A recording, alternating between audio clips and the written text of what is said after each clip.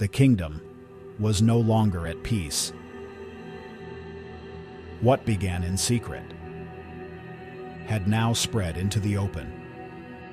And within the house of the king, a storm was rising. Absalom, the son of David, had fled. After killing his brother Amnon, he went into exile, far from Jerusalem, far from the king, and for a time there was silence.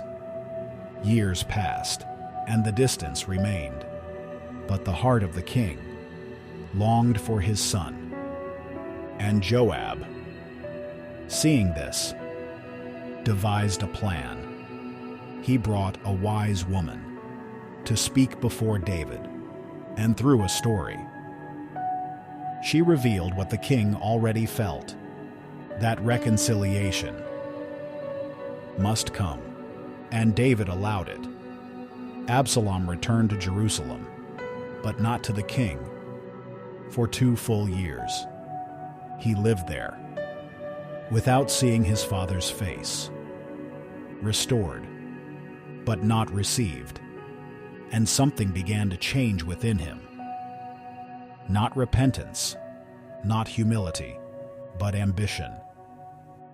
Absalom stood at the gate of the city, where people came, seeking justice, and he spoke to them.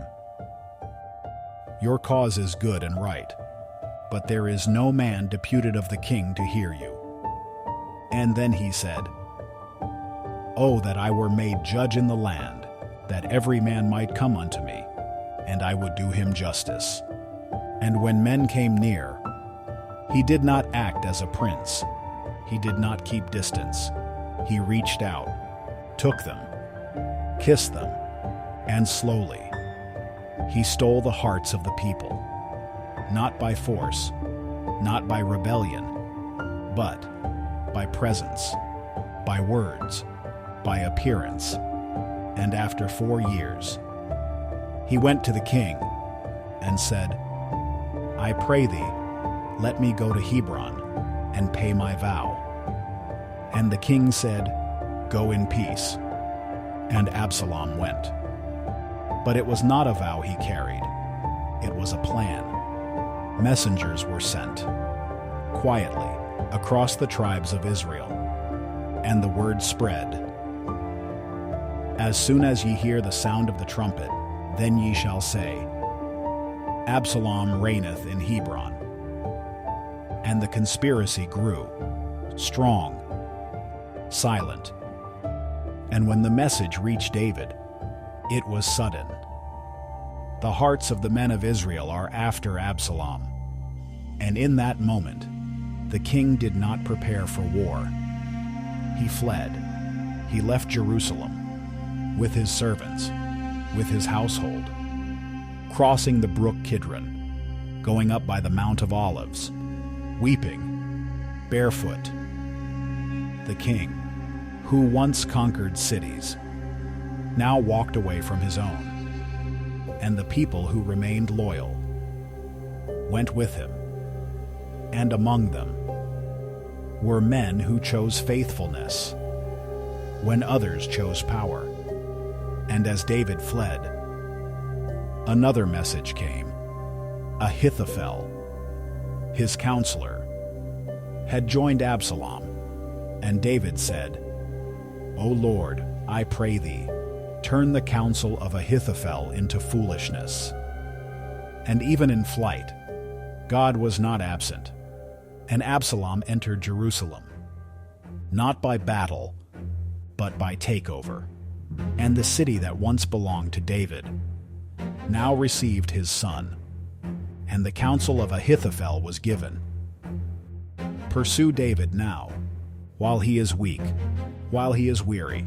Strike quickly, end it. But another voice was present, Hushai, a friend of David, who had remained behind, and he spoke differently. Not so, for David is a man of war. He will not be found easily. Wait, gather all Israel, then go. And Absalom listened, not to urgency, but to delay. And the Lord had ordained to defeat the counsel of Ahithophel. And the moment passed. David was given time to prepare, to gather, to stand.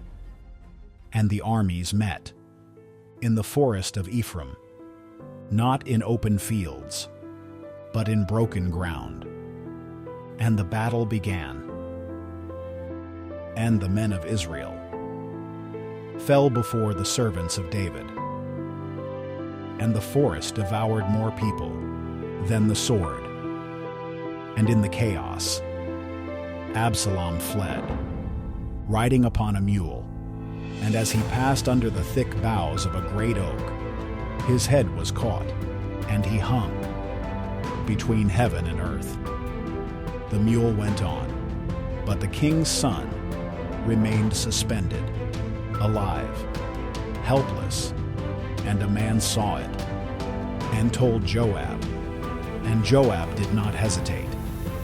He took 3 darts, and thrust them through the heart of Absalom, and it was done. The rebellion ended, not with a throne, but with a tree, and the body of Absalom was taken down and cast into a pit, covered with stones, and the message was sent to the king. And when David heard, he did not ask, "Have we won?" He asked, "Is the young man Absalom safe?" And when he knew, he went up to the chamber over the gate, and he wept, "O my son Absalom, my son Absalom, would God I had died for thee, O Absalom, my son, my son." And the victory turned into mourning, and the people returned, not in celebration, but in silence, because the king was broken. And Joab came to him and said, "Thou hast shamed this day the faces of all thy servants, which have saved thy life. Arise, speak unto them. For if thou go not forth, there will not tarry one with thee this night."